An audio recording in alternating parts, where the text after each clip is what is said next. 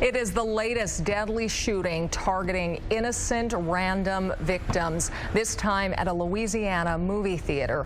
Erica Zucco is live in the newsroom this morning with what we know right now about the suspect and what happened there, Erica. Thanks, Erica. This comes just a week after a jury found James Holmes guilty in the Colorado theater shooting. That jury is now deciding on either a life sentence or the death penalty for Holmes. And stay with us. Coming up at 6:15, NBC's Tracy Potts will join us live from Washington to talk about the tone there this morning and what President Obama is saying about gun control. A golf tournament in the Tanawin community is already an emotional one for those who knew Bart Rutledge. Family and friends of the bicyclist killed last weekend by a suspected drunk driver say his death was just senseless. Rutledge's golf cart is now parked at the Tanawin Golf Course driving range in his honor. People gathered there last night for a dinner and took a moment to toast Rutledge. He's been a member at Tanawin for nearly 30 years. His family hopes his death will at least make others think about the consequences of driving drunk.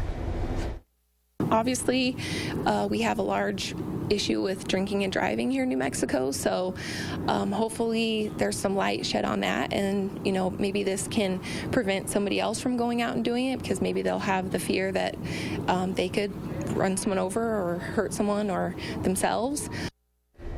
The family has set up a Bart Rutledge Memorial Golf Scholarship Fund. In lieu of flowers, you can make donations to that fund at the Wells Fargo at Paseo in Wyoming. We have new details about what two grandparents did to a man they believed was responsible for putting their grandson in jail.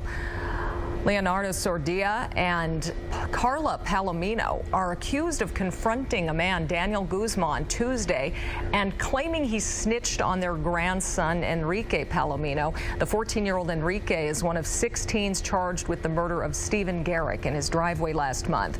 Guzman says the grandpa, Sordia, tried to stab him with a foot-long butcher knife, then took off when Sordia said he had a gun. Guzman told detectives that he doesn't know anything about the grandson's involvement in the murder of Garrick. It turns out the grandpa, Sordia, has at least 5 felony convictions in several states. Police are investigating what led up to an officer-involved shooting in southeast New Mexico. State police say Eddy County deputies and Carlsbad police were chasing a suspect yesterday. The suspect was shot. It's not clear, though, if police shot him. He did survive. Investigators haven't named him or said why they were chasing him. Happening today, friends and loved ones will honor the life of Key Etcicity. The 93-year-old was a Navajo code talker during World War II. He passed away Tuesday.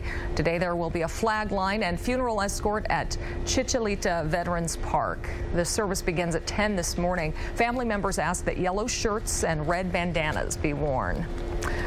On the campaign trail this week, candidates on both sides are focused on immigration. Yesterday, Donald Trump visited the U.S.-Mexico border and reiterated his desire to build a wall there. In Washington, a bill cleared the House that would prohibit federal funds to sanctuary cities that protect immigrant suspects from deportation. Hillary Clinton is also talking about immigration with a different view, though, than Trump. We are not going to deport 11 or 12 million people. We're not going to do it. The best answer for that is comprehensive immigration reform. A new Pew poll found voters don't prefer either party to handle immigration or the economy. It also found support among Republicans for their own party is down nearly 20% since they took over Congress. Santa Fe is a sanctuary city. Albuquerque is not. President Obama is on a 5-day trip to Africa. He'll arrive in Kenya today, where he'll talk about human rights and democratic freedoms. He'll be the first U.S. president to visit Ethiopia while he's there, and the first sitting president to travel to Kenya, where his father was born. 6:06 right now. Well, we've got a handful of pups here. Had Radar in for checkup and his shots yesterday, and he's gained 2 pounds, so now he's bigger than Squeaky Ed. He's at 6.5. Yes, and he knows it. He's I see She's trying terrified. to take over here. Yeah.